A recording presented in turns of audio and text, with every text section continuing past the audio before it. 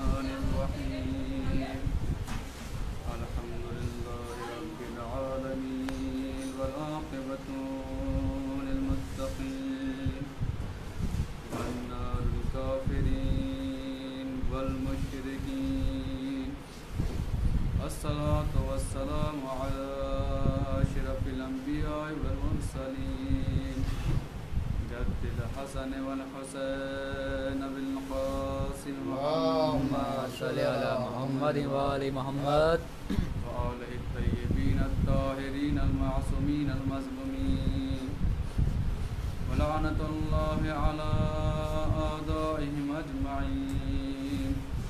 أما بعد فقد قال رسول الله صلى الله عليه وآله وسلم بسم الله الرحمن الرحيم زينوا مجالسكم بذكر علي بن أبي طالب لأن ذكره ذكري وذكري ذكر الله وذكر الله عباد محمد. اللهم صل على محمد وآل محمد.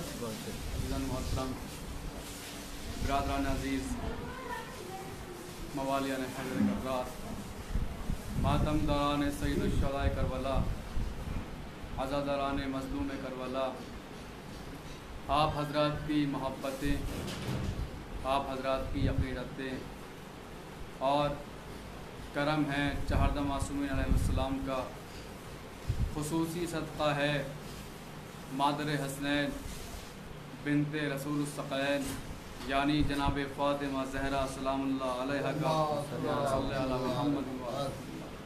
اور خاص کر کرم ہے شہزادی کونین کی نالین پاک سے لپٹی ہوئی گرد کا تصدق ہے کہ کاتب تقدیر نے ہمارے کاسے دل میں ولایت علی کی بھیک ڈالی.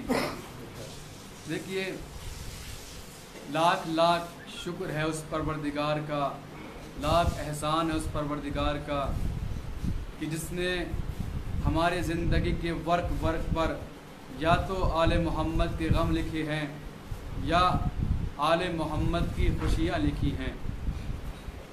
ہمارے زندگی کے دو ورق ہیں اس پہ اللہ نے یا تو آل محمد کے غم لکھ دیے ہیں یا آل محمد کی خوشیاں لکھ دی ہیں، اور ہمارے حصے میں اس سے زیادہ کچھ ہے ہی نہیں. اور جس کے حصے میں یہ دونوں چیزیں آ جائیں یعنی آل محمد کا غم آ جائے اور آل محمد کی خوشیاں آ جائیں، اس سے افضل ترین اس کائنات میں انسان کوئی ہو ہی نہیں سکتا. ایک درود پڑھے محمد وآل محمد پر. محمد وآل محمد.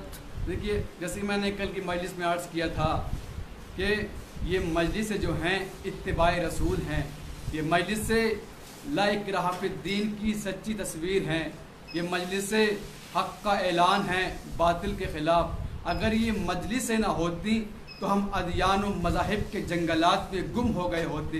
بھائی اتنا تو سب لوگ جانتے ہیں، جیسا کہ یہ بات حق بھی ہے کہ جہاں پر مجلس سید الشہداء علیہ السلام ہوتی ہے وہاں پر شہزادی کونین جناب فاطمہ زہرا صلوات اللہ علیہا ایک درود پڑھے محمد وآل محمد. اللہم صلی علی محمد وآل محمد تشریف لاتی ہیں. اب جس کا اس بات پر جتنا یقین ہو کہ یہاں پر فرش اعظم پر شہزادی تشریف لاتی ہیں وہ اتنی ہی بلند آواز سے ایک درود پڑھے محمد. اللہم صلی علی محمد وآل محمد. دیکھیے، درود پڑھنے کا اتنا ثواب ہے کہ ہم لوگ اس کا حساب نہیں لگا سکتے. کہ امام پنجم یعنی امام محمد باقر علیہ السلام ارشاد فرماتے محمد وآل محمد کہ اگر کوئی بندہ محمد وآل محمد پر درود بھیجے اور درود بھیجنے کے بعد کم سے کم 400 سال خاموش رہے. کتنے سال؟ دیکھیے درود کے فضائل سمجھیے کہ درود پڑھنے کی فضیلت کیا ہے, درود پڑھنے کے فضائل کیا ہیں, درود پڑھنے کا ثواب کیا ہے, اس کا اجر کیا ہے. کہ اگر کوئی بندہ محمد والے محمد پر درود بھیجے, کتنے مرتبہ درود بھیجے اور 400 سال خاموش رہے. کتنے سال؟ 400 سال خاموش رہے اور 400 سال کے بعد پھر دوبارہ درود بھیجے, تو فرشتے کہتے ہیں بندے خدا ابھی تو ہم تیرے پہلے والے درود کا ثواب لکھ رہے تھے, اتنے میں تُو نے دوسری درود پڑھ دی, ایک اور درود پڑھے محمد اللہم صلی علی محمد وآل محمد, اللہم صلی علی محمد وآل محمد. تو فضائل کے جو ہمارے دین میں فضیلت لکھی گئی ہے درود کی, وہ بہت ہی زیادہ فضیلت لکھی گئی ہے. ایک چند باتیں اور درود کے بارے میں سن لیجیے, اس کے بعد میں اپنی گفتگو کو آگے بڑھاتا ہوں. کہ ایک مرتبہ جب رسول خدا معراج پر گئے, جب رسول خدا معراج پر گئے تو رسول خدا کی فرشتوں سے ملاقات ہوئی. وہاں پر رسول اللہ نے ہر فرشتے سے پوچھا کہ بھائی تمہارا کام کیا ہے. اس نے کہا یا رسول اللہ میرا کام یہ ہے. کسی فرشتے سے پوچھا بھائی تمہارا کام کیا ہے, اس نے کہا یا رسول اللہ میرا کام یہ ہے. اس کے بعد آگے بڑھتے گئے, فرشتوں سے پوچھتے گئے, سب ایک ایک اپنا اپنا کام بتاتے گئے.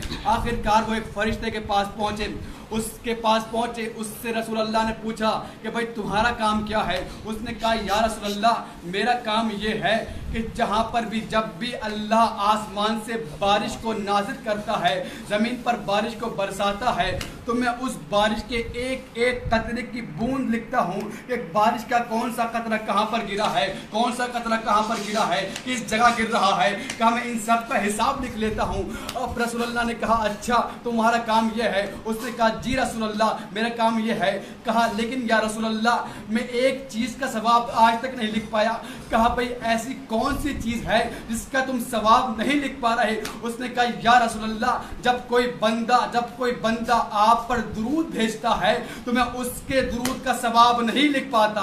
ایک درود پڑھے محمد اللہم صلی علی محمد وآل محمد وعجل فرج. بھائی یہ مجلسیں, یہ عزاداری حسین علیہ السلام مسلسل ہوتی چلی آ رہی ہے اور انشاءاللہ ہوتی رہے گی.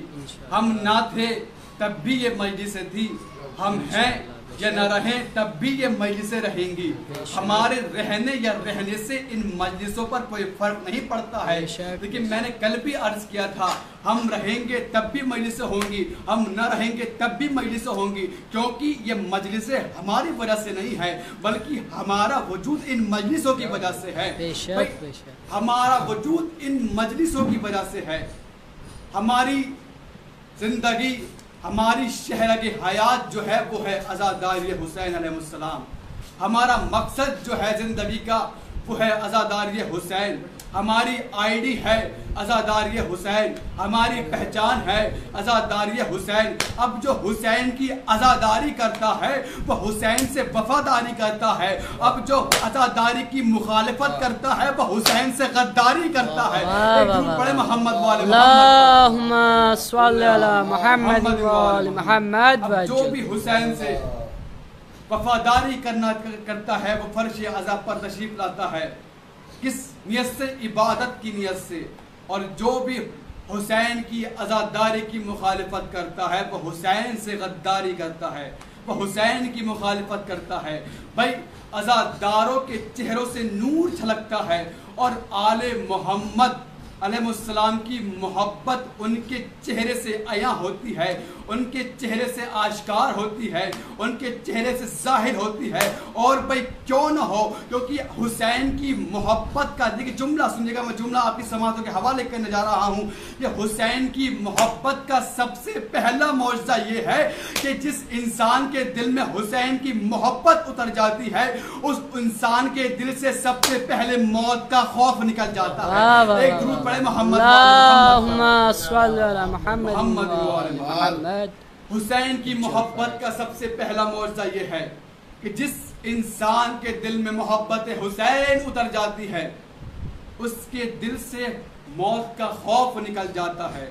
بھائی جس کے دل میں بھی محبت حسین اتر جائے اس کے دل سے موت کا خوف نکل جاتا ہے۔ یا میں یہ جملہ کہہ دوں کہ جس کے دل میں محبت حسین ہو اس کو کبھی موت نہیں آ سکتی ہے۔ جس کے دل میں محبت حسین باقی ہے، جس کے دل میں محبت حسین اتر گئی اس کو کبھی موت آ ہی نہیں سکتی۔ اب اگر کسی کو یقین نہ ہو کہ بھائی کہ اس کے موت نہیں آتی ہے تو آپ آئے کسی مومن کی تدفین میں شرکت کر کے دیکھیں کہ جب حسین کا چاہنے والا مرتا ہے، جب اس کو قبر میں اتارا جاتا ہے تو ایک قبر میں اتارنے والا ہوتا ہے، دوسرا تلقین پڑھنے والا ہوتا ہے۔ وہ تلقین میں پڑھتا ہے اسمع افہم اسمع افہم، سن اور سمجھ سن اور سمجھ سن اور سمجھ۔ تو بھیا معلوم یہ ہوا کہ کتنی تنہا زاہد قوم ہے یہ کہ جو مرنے کے بعد بھی سننے اور سمجھنے کا شعور نہیں کھوتی ہے۔ ایک درود پڑھے محمد وآل محمد، اللہم صلی علی محمد وآل محمد۔ تنہا زاہد قوم ہے یہ کہ جو مرنے کے بعد بھی سننے اور سمجھنے کا شعور نہیں کھوتی ہے۔ بھئی اسما کے معنی ہے سن، افہم کے معنی ہے سمجھ۔ جو ہمارے یہاں تلقین میں پڑھا جاتا ہے کہ اسما افہم سن اور سمجھ سن اور سمجھ، تو معلوم یہ ہوا کہ جب کہنے والا یہ کہہ رہا ہے سن اور سمجھ تو معلوم یہ ہوا کہ جس کے دل میں محبت حسین ہوتی ہے اسے کبھی موت نہیں آتی ہے۔ ایک درود پڑھے محمد اللہم صلی علی محمد محمد۔ رسول خدا صلی اللہ علیہ وآلہ وسلم نے ارشاد فرمایا کہ ھذا حسین فعرفو، اے لوگو یہ حسین ہے اس کو پہچان لو۔ رسول نے ایک مقام پر نہیں، نہ جانے رسول نے کتنی منزلوں پر یہ کہا، کتنے مقامات پر کہا ھذا حسین فعرفو ھذا حسین فعرفو۔ اپنے اصحاب میں آئے ان کو متوجہ کیا کہ ھذا حسین فعرفو۔ حسین رسول کے کندھوں پر سوار ہوئے، رسول نے کہا ھذا حسین فعرفو ھذا حسین فعرفو۔ رسول حالت نماز میں ہے، حسین آئے رسول خدا کی پشت پر سوار ہو گئے، رسول نے کہا ھذا حسین فعرفو ھذا حسین فعرفو۔ اے لوگوں پہچانو یہ حسین ہے، اے لوگوں پہچان لو یہ حسین ہے۔ تو بھیا معلوم یہ ہوا کہ حسین کا تعارف کرانا سیرت رسول ہے، حسین کا تعارف کرانا سنت رسول ہے۔ اب بھائی جو یہ دعویٰ کرتے ہیں کہ ہم سیرت رسول پر عمل کرتے ہیں تو ان کا تو حق بنتا ہے کہ وہ حسین کا تعارف کرائیں۔ ایک درود پڑھے محمد اللہم صلی علی محمد محمد۔ یہ علی علی کی صدائیں، یہ ماتم داری، یہ تعزیہ داری، یہ عزاداری، یہ فرش عزا ہم لوگ کیوں بچھاتے ہیں؟ اس کا مقصد کیا ہے؟ کہ جو لوگ میری مجلس کو لائیو سن رہے ہیں سمجھے گا کہ یہ ہم عزاداری جو کرتے ہیں، یہ ہم آج علی علی جو کرتے ہیں، ہمارا یہ سب کرنے کا مقصد کیا ہے؟ ہم یہ کس لیے کر رہے ہیں؟ ہم یہ کیوں کر رہے ہیں؟ تاکہ لفظ علی ہر انسان کی زبان پر جاری ہو جائے۔ یاد رہے یہ لفظ علی جو ہے ہماری زبان تک آسانی سے نہیں پہنچا، ارے ان لوگوں کے تن سے سر اکھاڑ دیے گئے جن لوگوں نے علی علی کی صدائیں بلند کی، ان لوگوں کی منہ سے زبان کھینچ لی گئی کہ جن لوگوں نے علی علی کی صدائیں بلند کی۔ یہ علی علی جو ہم تک پہنچا ہے یہ اتنی آسانی سے ہم تک علی نہیں پہنچا۔ لوگوں نے اپنی اولادوں کو قربان کیا ہے علی کے نام پر، لوگوں نے اپنی اولاد کو قربان کیا ہے ولایت علی کے نام پر، لوگوں نے اپنے گھر بیچ ڈالے، حکومت نے ان کو ویران کر دیا، حکومت نے ان کو جلا وطن کر دیا کہ جو لوگ علی علی کیا کرتے تھے۔ بھئی آپ کہیں نہ جائیں، آپ جناب میسا میں تمار کا واقعہ دیکھ لیں کہ جب مولا نے کہا تھا میسا میں تمار تمہاری اس درخت پر تم کو سولی دی جائے گی اور تمہاری زبان کاٹی جائے گی، تو میسا میں تمار نے اسی وقت سے اس پودے کو پانی دینا شروع کیا کہ کب یہ بڑا ہو اور کب میری زبان کاٹی جائے، لیکن میسم نے زبان کٹوا دی لیکن پھر بھی علی علی کے نعرے لگاتا ہے۔ ایک درود پڑھے محمد اللہم صلی علی محمد محمد۔ یا علی کے فضائل ہر انسان کے بس کی بات نہیں ہے کہ وہ اسے برداشت کر سکے، کیونکہ علی کہتے ہی اسی کو ہیں کہ جس کا نام سن کر انسان کی عقل حیران ہو جائے اسے کہتے ہیں علی۔ بھائی ہر کوئی یہ نہ سمجھے کہ جو ہم فضائل سن رہے ہیں یا ہم فضائل پڑھ رہے ہیں، اگر ہم کو یہ شک ہو، جملہ سنیے گا، دیکھیے میں بہت ہی اہم بات کہنے جا رہا ہوں، آپ لوگوں کے سماعت کے حوالے کر رہا ہوں کہ اگر ہم کوئی کتاب پڑھ رہے ہیں یا کسی ذاکر کی زبانی علی کے فضائل سن رہے ہیں اور ہمیں شک ہو رہا ہے کہ یہ علی کے فضائل ہیں یا نہیں ہے، تو خبردار ان کا انکار مت کرنا۔ جا کر آپ حدیث معرفت نورانیہ پڑھیے کہ جس میں مولا کائنات نے جناب سلمان کو، جناب ابوذر کو نصیحت کی ہے۔ ان کے سامنے بیٹھ کر مولا فرما رہے ہیں، اے سلمان و ابوذر، اگر تم ہمارے فضائل سنو اور اس میں تمہیں ذرہ برابر بھی شک ہو تو خبردار اس کا انکار کر کے کافر مت جانا، بلکہ ہماری طرف یا اللہ کی طرف اس کو پلٹا دینا کہ اے میرے معبود تو جانے، تیرا حبیب جانے یا علی جانے۔ اللہم صلی علی محمد محمد۔ رسول خدا کی حدیث ہے کہ اگر کوئی بندہ میرے بھائی علی کے فضائل اپنے قلم سے کسی کاغذ پر لکھے یا کسی کتاب میں لکھے، جب تک وہ اس کے قلم سے فضائل اس کتاب میں لکھے رہیں گے تو فرشتے تب تک اس کے لیے استغفار کرتے رہیں گے۔ کیا؟ جب تک وہ فضائل اس کے قلم سے لکھے رہیں گے تب تک فرشتے اس کے لیے استغفار کرتے رہیں گے۔ اور آگے رسول نے فرمایا کہ اگر کوئی بندہ میرے بھائی علی کے فضائل اپنی زبان سے بیان کرے تو اللہ کی کتاب کا نام ہے الدمات الثاقبہ، جلد نمبر 1، اس میں یہ حدیث ملتی ہے کہ رسول خدا نے فرمایا کہ اگر کوئی بندہ اپنی زبان سے میرے بھائی علی کے فضائل بیان کرے تو اللہ اس کے وہ گناہ معاف کر دیتا ہے جو اس نے اپنی زبان سے کی ہے۔ میں کچھ کہہ رہا ہوں، سنیے گا، اللہ اس کے وہ گناہ معاف کر دیتا ہے جو اس نے اپنی زبان سے کیے ہیں۔ اس کے بعد آگے رسول نے فرمایا، سنیے گا، اس کے بعد آگے رسول نے فرمایا کہ اگر کوئی بندہ علی، میرے بھائی علی کے فضائل اپنے ان کانوں سے سنے جس سے اس نے گناہ کیا ہے تو اللہ اس کے وہ گناہ معاف کر دے گا جو اس نے اپنے کانوں سے کیے ہیں۔ اس کے بعد آگے رسول نے فرمایا، دیکھیے میں نہیں کہہ رہا، رسول کہہ رہا ہے، یہ وہ کہہ رہا ہے کہ جو کوئی نطق ہی نہیں کرتا جب تک کہ اللہ کی وحی نہ آ جائے، یعنی رسول کا کلام جو ہے وہ کلام الہی ہے۔ یہ میرا قول نہیں ہے، یہ میری حدیث نہیں ہے، بلکہ رسول کی حدیث ہے کہ اگر کوئی بندہ میرے بھائی علی کے فضائل ان آنکھوں سے دیکھے جس سے اس نے گناہ کیے ہیں تو اللہ اس کے وہ گناہ معاف کر دے گا کہ جس نے ان آنکھوں سے گناہ کیے ہوں گے۔ آگے رسول نے ارشاد فرمایا کہ اللہ جس کو نیکی کا راستہ دکھانا چاہتا ہے اس کے دل میں ولائے علی کو اتار دیتا ہے۔ ایک درود پڑھے محمد والے محمد محمد۔ جب اللہ چاہتا ہے کسی بندے کو ہدایت کا راستہ دکھانا، اس کو ہدایت کے راستے پر لانا چاہتا ہے، یا یوں سمجھ لیجئے کہ جب اللہ اپنے کسی بندے پر مہربان ہوتا ہے تو اس کے دل میں ولایت علی ابن ابی طالب علیہ السلام اتار دیتا ہے۔ ایک درود پڑھے محمد اللہم صلی علی محمد محمد۔ تو بھائی ایک شخص مولا کی خدمت میں آیا اور آنے کے بعد اس نے مولا سے کچھ سوال کیا۔ اب جب وہ سوال اس نے کر دیا، مولا نے اس کے جواب میں کہا کہ سنو، یاد رکھنا کہ اگر قیامت کے دن ہم 14 میں سے کسی ایک کا نام اگر کسی بندے کو ہوگا تو اللہ اس کو جہنم میں نہیں بھیجے گا، اس پر جہنم حرام ہو جائے گی۔ اب جب اس نے یہ سنا کہ مولا آپ کہہ رہے ہیں کہ اگر کسی بندے کو آپ 14 میں سے کسی ایک کا نام یاد ہو تو اللہ اس کو جہنم میں نہیں بھیجے گا، تو مولا ایسا دنیا میں کون انسان ہے کہ آپ میں سے جس کو ایک بھی نام یاد نہیں ہوگا؟ بھائی دنیا میں ایسا کوئی انسان نہیں ہے کہ جو ان میں سے کسی ایک کا نام نہیں جانتا۔ آج ہر قوم یا حسین کرتی ہے، کسی آج حسین کا نام معلوم نہیں ہے، تو اس نے کہا مولا اس کا مطلب کوئی جہنم میں نہیں جائے گا۔ ایک مرتبہ مولا نے مسکرا کر کہا کہ اے شخص ذرا اپنا نام بتا۔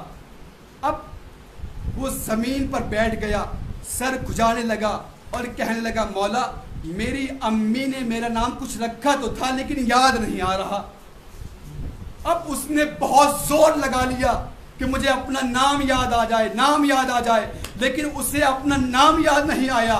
مولا نے ایک مرتبہ مسکرا کر کہا کہ دیکھا جس طرح تمہیں اپنا نام یاد نہیں آ رہا، اسی طرح روز قیامت سب لوگ ہمارا نام بھول جائیں گے، لیکن ہمارا نام صرف انہیں یاد رہے گا جو دنیا میں ہمارے نام کا ورد کرتے ہوں گے۔ ایک درود پڑھے محمد والے محمد پر، محمد والے محمد۔ تو بھیا تبھی تو کہا جاتا ہے کہ جو دنیا میں عمل کرتے رہو گے جب قبر سے اٹھائے جاؤ گے تو وہی کہتے ہوئے اٹھو گے۔ اب اگر کوئی علی علی علی کہتا ہوا مر جائے گا، جب اس کو قبر سے اٹھایا جائے گا تو وہ علی علی کرتا ہوا اٹھے گا۔ ایک درود پڑھے محمد والے محمد پر،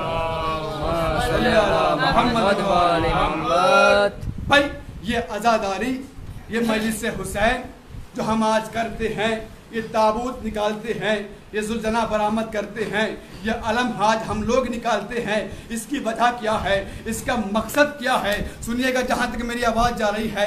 آج جو ہم یہ گھوڑا نکال رہے ہیں، ذوالجناح نکال رہے ہیں، تابوت نکال رہے ہیں، علم نکال رہے ہیں، اس کی وجہ کیا ہے؟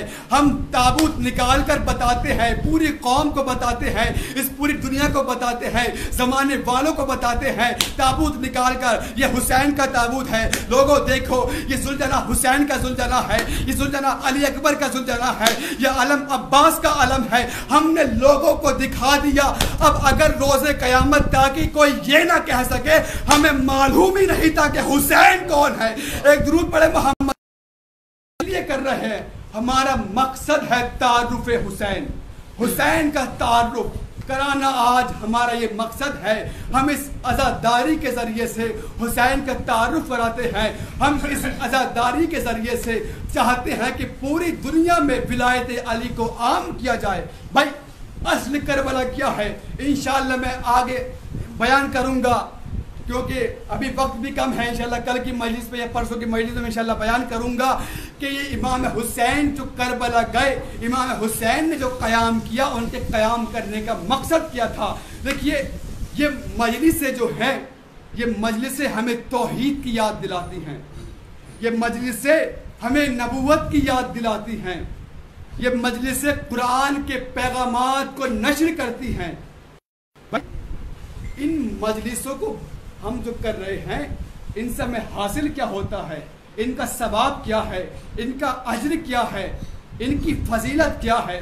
دیکھیے میں کسی مولوی کا کہنا نہیں بیان کر رہا، میں کسی مولوی کا فرمان نہیں بیان کر رہا، میں کسی محقق کی تحقیق بیان کرنے نہیں جا رہا، بلکہ میں اپنے مولا کا قول بیان کرنے جا رہا ہوں کہ میرے مولا ارشاد فرماتے ہیں کہ جب کوئی بندہ فرش عزا پر آ کر بیٹھتا ہے تو فرش عزا پر بیٹھنے والوں کو اللہ سلام کہتا ہے، کہ فرش عزا پر بیٹھنے والوں کو اللہ سلام کہتا ہے۔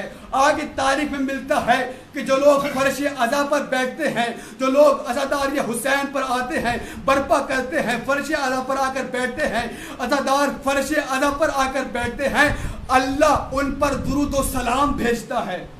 یہ ہے مجلسوں کی منزلت، یہ ہے عزاداری کی منزلت، یہ ہے عزاداری کا مرتبہ کہ جو لوگ فرش عزا پر آ کر بیٹھتے ہیں، میں نہیں کہہ رہا بلکہ معصوم کا فرمان ہے کہ اللہ ان پر درود و سلام بھیجتا ہے۔ بھائی اس فرش عزا پر کون کون لوگ آتے ہیں؟ چہردہ معصومین تشریف لاتے ہیں، ملائکہ مقربین تشریف لاتے ہیں۔ اب ملائکہ مقربین میں کون کون فرشتے ہیں؟ جبرائیل، اسرافیل، میکائیل، اسرائیل۔ بھائی یہاں تک کہ اسرائیل بھی فرش عزا پر تشریف لاتے ہیں۔ بھائی جبرائیل کا اس فرش عزا پر آنا سمجھ میں آتا ہے، پر آنا سمجھ میں آتا ہے، اسرافیل کا اس فرش عزا پر آنا سمجھ میں آتا ہے، لیکن اسرائیل کا اس فرش عزا پر آنا سمجھ میں نہیں آتا۔ میں ہاتھ جوڑ کر عرض کروں گا، اے اسرائیل، اے ملک الموت، تم فرش عزا پر کیوں آتے ہو؟ تو ایک مرتبہ ملک الموت کہیں گے کہ میں فرش عزا پر آ کر بیٹھتا ہوں اور ایک ایک عزادار کے چہرے پر اپنی نگاہیں ڈالتا ہوں اور غور کے ساتھ اسے دیکھتا ہوں کہ کون مجلس حسین میں عبادت کی نیت سے آیا ہے، کون مجلس حسین میں سیاست کی نیت سے آیا ہے۔ ایک درود پڑھے محمد والے محمد پر، صلی اللہ علیہ محمد والے محمد۔ اب ملک الموت فرش ادب پر آ کر ایک ایک فرد کو دیکھتے ہیں کہ کون مجلس حسین میں عبادت کی نیت سے آیا ہے، کون مجلس حسین میں سیاست کی نیت سے آیا ہے۔ یہ یاد رکھنا، یہ بات مت بھولنا، سب کو جانا اللہ کی بارگاہ میں وایا ملک الموت ہی ہے۔ بھائی سب کو لے جانے والے جو ہیں وہ ملک الموت ہی ہیں، یہ بات کبھی مت بھولنا۔ جس کو لے کے جائیں گے وہ ملک الموت ہی اللہ کی بارگاہ میں لے کے جائیں گے۔ ملک الموت کہتے ہیں یاد رکھنا، یاد رکھنا، جو حسین کی مجلس میں عبادت کی نیت سے آتا ہے اس کی روح میں بہت آرام سے کھینچتا ہوں، لیکن جو مجلس حسین میں سیاست کی نیت سے آتا ہے اس کی روح میں ایسے کھینچتا ہوں جیسے دشمن حسین کی روح کھینچتا ہوں۔ ایک درود پڑھے محمد والے محمد پر۔ صلی اللہ محمد وآل محمد۔ معلوم یہ ہوا کہ جو بھی مجلس حسین میں سیاست کی نیت سے آئے گا اس کی روح کھینچی اس طرح جائے گی کہ جیسے دشمن حسین کی روح کھینچی جاتی ہے۔ دیکھیے اب میں بہت ہی عجیب بات کہنے جا رہا ہوں، بس چند باتیں اس کے بعد ربط مسائل، کہ اگر کسی انسان کے اندر 5 یا 6 خصلتیں موجود ہوں، توجہ، جہاں جہاں جو لوگ میری مجلس کو لائے سماعت فرما رہے ہیں ان سے خاص کر توجہ چاہوں گا کہ اگر کسی بندے کے پاس 5 یا 6 خصلتیں موجود ہوں تو وہ دنیا کا سب سے اچھا انسان مانا جاتا ہے۔ پہلی خاصیت کیا ہے کہ وہ مہمان نواز ہو، یعنی اس کے گھر پر اگر 500 لوگ بھی آ جائیں تو وہ انہیں جب تک نہیں جانے دے گا جب تک وہ اس کے گھر پر کھانا نہیں کھا لے۔ دوسری خاصیت کیا ہے کہ وہ سخی ہو، اگر اس کے پاس کوئی کچھ مانگنے آئے جتنا وہ مانگے اس کو دے دے، اور قرض دینے میں سب سے آگے ہو، یعنی جب قرض دے تو قرض واپس لینے میں کوئی مدت معین نہ کرے بلکہ اس سے۔ اور چوتھی خصلت کیا ہے کہ وہ وفادار ہو۔ یہ ہوں 4 خصلتیں۔ 5ویں خصلت کیا ہے؟ نہ وہ کسی کی برائی سنتا ہو نہ کسی کی برائی کرتا ہو۔ اب اگر یہ 5 خاصیتیں کسی انسان کے اندر موجود ہوں تو بھائی اگر کوئی شخص اس کی مخالفت کے لیے کھڑا ہو جائے تو پوری دنیا اس کی حمایت کے لیے کھڑی ہو جائے گی کہ بھائی تمہیں معلوم نہیں ہے کہ تم کس کی مخالفت کر رہے ہو، تم کس کے مقابلے میں کھڑے ہو رہے ہو۔ جو اتنا اچھا خاندانی ہے، جو مہمان نواز ہے، جو سخی ہے، جو اتنا کچھ لٹا دیتا ہے، تم اس کے مقابلے میں کھڑا ہو رہے ہو۔ لیکن ذرا توجہ کیجئے گا، غور و فکر کیجئے گا، وہ حسین جو مظہر صفات الہی ہے، وہ حسین جو اللہ کی صفات کا مظہر ہے، پتہ نہیں دنیا اس کی مخالفت میں کیوں تلی ہوئی ہے۔ آج سمجھ میں نہیں آتا کہ دنیا اس کی مخالفت میں کیوں اڑی ہوئی ہے، لوگ اس کی مخالفت کے لیے کیوں آ رہے ہیں۔ لیکن میں آپ کو بتا رہا تھا کہ مجلس حسین کیا ہے، عزاداری کیا ہے۔ اس عزاداری پر بیٹھنے والے کو پنڈتان پاک دعائیں دیتے ہیں، جس گھر میں عزاداری ہو وہ خانہ کعبہ کے برابر ہے۔ سنیے گا جملہ، جس گھر میں عزاداری ہو وہ گھر خانہ کعبہ کے برابر اپنا مرتبہ رکھتا ہے، اس گھر کی منزلت خانہ کعبہ کے برابر ہے۔ تو بھائی میں بیان کر رہا ہوں کہ آج پوری دنیا جو ہے یہ حسین کی مخالفت میں کیوں تلی ہوئی ہے۔ آج وجہ کیا ہے کہ لوگ حسین کی مخالفت میں تلے ہوئے ہیں۔ یاد رہے کہ سب سے بڑا ظلم جو ہے انسان کے اوپر سب سے بڑا ظلم یہ ہے اس کی طرف سے کوئی غلط افواہ پھیلانا، اس کی طرف کوئی غلط تہمت لگانا۔ آپ لوگوں نے سنتے ہوئے آئے ہیں بزرگوں سے، جو بزرگ عالم دین ہیں ان لوگوں سے آپ نے سنا، مجھ سے اچھے خطیبوں سے آپ نے سنا۔ میں تو حسین کا ایک چھوٹا سا ادنا سا غلام ہوں، ان کے در کا بھکاری ہوں، جو وہ مجھے عطا کرتے ہیں میں آپ کی سماعتوں کے حوالے کر دیتا ہوں۔ آپ نے بزرگ عالم دین سے سنا کہ جب مولا کائنات 21 رمضان کو مسجد کوفہ میں شہید ہوئے، ان کے ساتھ گئے، جب شام میں خبر پہنچی تو لوگوں نے سنا کہ علی کو مسجد کوفہ میں حالت نماز میں ضربت لگائی گئی ہے۔ تو لوگوں نے کیا کہا، کیا علی نماز بھی پڑھتے تھے؟ دیکھیے سب سے زیادہ جو معصومین علیہ السلام پر ظلم کیا گیا ہے، وہ ظلم کیا گیا ہے افواہ اڑا اڑا کر، ان پر غلط تہمتیں لگا لگا کر۔ یہ حسین پر بھی ظلم کیا گیا کہ جب حسین نے مدینہ چھوڑا ہے تو یزید نے کہا تھا کہ دیکھو معاذ اللہ یہ باغی ہیں، انہوں نے حکومت کے خلاف بغاوت کی ہے۔ جب یزید ملعون کا باپ ذلیل شام، فقیر شام، معاویہ ابن ابو سفیان فاصل جہنم ہو گیا، یزید تخت پر بیٹھا۔ تخت پر بیٹھنے کے بعد اس نے ولید کو خط لکھا کہ حسین سے بیعت طلب کی جائے۔ اب ولید نے حسین کو دربار میں بلایا، بلانے کے بعد کہا کہ یزید کا حکم ہے، وہ چاہتا ہے کہ آپ یزید کی بیعت کریں۔ ایک مرتبہ مولا حسین نے کہا کہ سن، ایک جملہ میری طرف سے بھی اس سے کہہ دینا جا کر کہ حسین کہتے ہیں کہ مجھ جیسا کبھی وہ جیسے کی بیعت نہیں کر سکتا۔ جانتے بیعت کے معنی کیا ہے؟ بیعت کے معنی یہ ہے کہ جو یزید کہہ دیتا اس پر امام دستخط کر دیتے، وہ صحیح ہو جاتا۔ یعنی جو یزید کہتا رہتا امام اس کی ہاں میں ہاں ملاتے رہتے، لیکن امام نے ایسا نہیں کیا، کیونکہ امام کو اپنے بابا کی ولایت کو بچانا تھا۔ اب ولید نے کہا کہ حسین اگر تم بیعت نہیں کرتے ہو تو یزید کہتا ہے کہ حسین کا سر قلم کر دو۔ ایک درود پڑھے محمد اللہم صلی علی محمد محمد، اللہم صلی محمد علی محمد۔ یزید کہتا ہے کہ حسین کا سر قلم کر دو۔ حسین نے کہا کہ ٹھیک ہے میرا سر قلم ہو جائے، لیکن میں اس نجس لطفے کی کبھی بیعت نہیں کر سکتا کہ جو کتوں سے کھیلتا ہو، اس کی بیعت مجھ جیسا حسین کبھی نہیں کر سکتا۔ یاد رہے حسین نے 28 رجب کو مدینہ چھوڑا، 2 محرم یعنی آج کی تاریخ کو حسین والد کربلا ہوئے، یعنی حسین پورے 5 مہینے کے بعد والد کربلا ہوئے ہیں۔ اب بھائی سوال یہ اٹھتا ہے کہ حسین یہ 5 مہینے رہے کہاں؟ کیا حسین موت سے ڈر گئے تھے؟ نہیں، حسین موت سے نہیں ڈرے تھے۔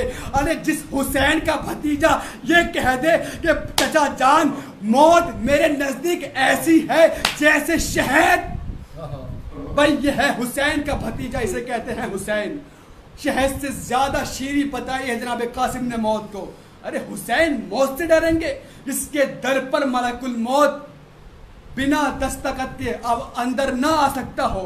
پہلے جب آتا تھا تو پہلے دق الباب ملک الموت کرتا تھا، اس کے بعد جب حسین اجازت دیتے تھے تو گھر میں ملک الموت تشریف پر آتے تھے۔ یہ ہے حسین۔ وہ حسین موت سے ڈر جائے جس کی محبت میں جینا عبادت ہو، جس کی محبت میں مر جانا شہادت ہو۔ تو بھائی حسین 5 مہینے رہے کہاں؟ حسین چلے 28 رجب کو، پہنچے 2 محرم کو۔ اب حسین یہ 5 مہینے کا عرصہ حسین نے گزارا کہاں؟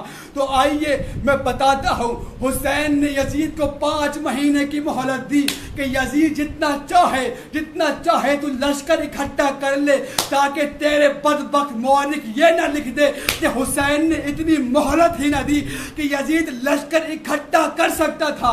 جا یزید میں نے تجھے پوری 5 مہینے کی مہلت دی، جتنا چاہے تو لشکر اکٹھا کر لے، پورے 5 مہینے تیرے پاس ہے۔ حسین نے کہا کہ سن یزید کہ وہ وقت میرے نانا کا تھا اور حکم میرے بابا کی ولایت کا پہنچانے کا تھا۔ میرے نانا نے مجمع کو اکٹھا کیا، جو آگے چلے گئے تھے ان کو پیچھے بلایا گیا، جو پیچھے رہ گئے تھے ان کا انتظار کیا گیا۔ وہاں پر جب سب لوگ جمع ہو گئے تو میرے بابا کو دونوں ہاتھ پر اٹھا کر کہا تھا من کنتو مولا ہو فہذا علی مولا، جس کا میں مولا ہوں اس کے علی مولا ہے۔ لیکن یزید یاد رکھنا وہاں پر میرے نانا نے میرے بابا کی ولایت کو پہنچایا تھا، میرے نانا نے مجمع کو اکٹھا کیا تھا، لیکن یاد رکھنا کربلا میں حسین پوری تاریخ پلٹ دے گا، مجمع اکٹھا کرے گا، تو اعلان کرے گا حسین۔ ایک درود پڑھے محمد کربلا میں لشکر تو اکٹھا کرے گا، اعلان حسین کریں گے۔ ہاں زدارو آج 2 محرم آ گئی، حسین والد کربلا ہو گئے۔ آپ لوگ جب سے آپ لوگوں نے محرم کا چاند دیکھا ہے مسلسل حسین کی عزاداری میں مشغول ہیں. ہر گھر سے ہائے حسین کی آوازیں بلند ہونے لگی ہیں. ہر گھر میں سیاہ پرچم لگ چکے ہیں. دیکھیے اتنی پابندی کے باوجود بھی آپ لوگ حسین کا ماتم کر رہے ہیں, حسین کی عزاداری منا رہے ہیں. یاد رہے کتنی پابندیاں لگ جائیں, کتنے فتوے لگائے گئے ہیں اس عزاداری پر, لیکن یہ عزاداری بند نہیں ہوئی ہے, کیونکہ اس کی ضمانت کسی اہل غیر نے نہیں لی ہے, بلکہ شہزادی کونین نے اس کی ضمانت لی ہے. ہاں عزاداروں, آج 2 محرم ہے نا, حسین وارد کربلا ہو گئے. جب حسین کربلا میں پہنچے ایک مرتبہ حسین کا رہوار زمین پر رکا. آگے حسین بڑھانا چاہتے ہیں لیکن وہ رہوار آگے نہیں بڑھتا ہے, ذوالجناح آگے نہیں بڑھ رہا ہے. حسین نے کچھ لوگوں سے دریافت کیا کہ اس کربلا کا, اس زمین کا نام کیا ہے. کسی بتانے والے نے کہا کہ نینوا ہے, کسی نے کہا کربلا ہے. جب حسین نے سنا کہ یہ کربلا کی زمین ہے, حسین نے سب کو حکم دے دیا کہ ہماری منزل آ گئی ہے, سب اپنے یہیں پر اتر جائیں. حسین نے خیمے لگوائے. ہاں عزاداروں, مجھے پوری تاریخ بیان نہیں کرنی ہے, بس چند جملے کہ جب امام حسین 28 رجب کو مدینہ چھوڑ رہے تھے, جب سب سے رخصت ہونے لگے. دیکھیے جب حسین مدینے سے چلے ہیں نا, بہت ہستیاں حسین کے ساتھ آئی تھی. کچھ ہستیوں کو حسین نے مدینے میں چھوڑ دیا تھا. ام سلمہ کو حسین نے مدینے میں چھوڑا, ام البنین کو حسین نے مدینے میں چھوڑا, فاطمہ صغریٰ کو حسین نے مدینے میں چھوڑا. جب ام سلمہ نے حسین سے چلنے کی ساتھ کہا تو حسین نے منع کر دیا. ام سلمہ نے کہا حسین تمہارے میرے سے 2 رشتے ہیں, ایک تو یہ کہ رشتے میں تمہاری نانی لگتی ہوں, ایک رشتے میں تم میرے امام ہو. حسین اگر تم میرے امام نہ ہوتے تو میں تمہیں جان ہی نہ دیتی. ہاں عزاداروں, اب جب ام سلمہ نے کہا کہ حسین ذرا مجھے بھی اپنے ساتھ لے چلو, حسین نے کہا کہ نانی جان اگر میں آپ کو اپنے ساتھ لے گیا تو لوگ کہہ دیں گے کہ وہ لوگ بھی رسول کے حرم کو جنگ جمل میں لے کر آئے تھے, اور پھر لوگ کہہ دیں گے کہ پھر حسین رسول کے حرم کو کربلا کے میدان میں لے آئے ہیں. ہاں عزاداروں, نہ ام البنین کو ساتھ لیا, نہ ام سلمہ کو ساتھ لیا, نہ فاطمہ صغریٰ کو ساتھ لیا. اب جب یہ قافلہ جانے لگا تو ایک مرتبہ ام البنین نے عباس کا ہاتھ پکڑا. عباس کا ہاتھ پکڑ کر لے کر ام البنین رسول کے روزے پر آئیں اور کہا عباس جانتے ہوئے کس کا روزہ ہے؟ کہا ہاں اماں یہ رسول اللہ کا روزہ ہے. کہا عباس ایک ہاتھ رسول کے روزے پر رکھو اور ایک ہاتھ میرے سر پر رکھو. کہا حسین پتہ ہے میں کون ہوں؟ کہا عباس پتہ ہے میں کون ہوں؟ کہا ہاں اماں آپ میری رشتے میں ماں لگتی ہے. کہا نہیں عباس, ارے میں علی کی حرم ہوں. کہا عباس قسم کھاؤ, تم علی کی حرم کی قسم کھاؤ کہ جب تک تمہارے ہاتھ قلم نہ ہو جائے تب تک زینب کے سر سے چادر نہ اترنے پائے. ہاں عزادارو, جب آئی نا 28 رجب تو عباس نے مدینے میں بنی محلہ بنی ہاشم سے لے کر مدینے کے باہر تک کاری کناتیں لگا دی, اور مولا عباس نے کم سے کم 14 مرتبہ مدینے کا پہرا لگایا ہے. 14 مرتبہ مدینے کے باہر گئے ہیں, مدینے کے اندر آئے ہیں اور لوگوں سے کہتے تھے اے لوگوں پردہ کر لو, پردہ کر لو, علی کی بیٹی باہر آ رہی ہے, علی کی بیٹی باہر آ رہی ہے. آسمان کی طرف اشارہ کرتے تھے الحجاب الحجاب الحجاب. ہاں عزادارو, آپ جانتے ہیں نا کہ زینب کون ہے؟ ارے علی کی بیٹی زینب ہے, حسین کی بہن زینب ہے. ارے وہ زینب ہے کہ جس کے بالوں کو کبھی آسمان نے نہیں دیکھا تھا, جس کے بالوں کو کبھی چاند سورج نے نہیں دیکھا تھا. ہاں عزاداروں، جب ہماریوں میں سوار ہونے کی باری آئی تو ایک مرتبہ جناب قاسم نے ام فروہ کو سوار کیا، ام لیلہ کو علی اکبر نے سوار کیا۔ عزاداروں، آخر میں جب جناب زینب آئیں تو ایک مرتبہ جناب زینب گھر سے باہر آئیں اور کیا دیکھا کہ محمل تو کافی اونچی ہے۔ ارے عباس نے اپنے آپ کو جھکایا، زینب نے ایک قدم عباس کی پشت پر رکھا، ہماری میں سوار ہوئی۔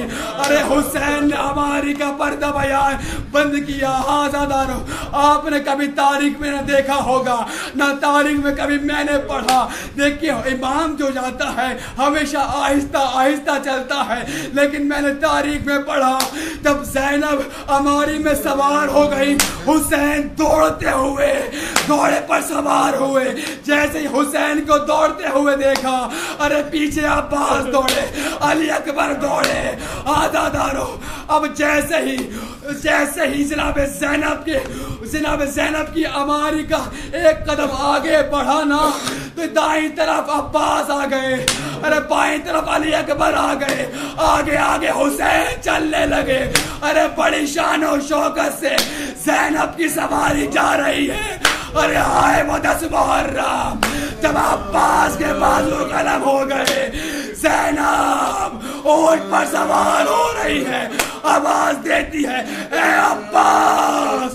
ارے جب میں مدینے سے چلی تھی بڑے ہی شان و شوکت سے مجھے سوار کیا تھا، اے عباس ارے اب اپنی بہن کو سوار نہیں کرو گے۔ انا للہ و انا الیہ راجعون۔ رضم بقضاء تسلیم۔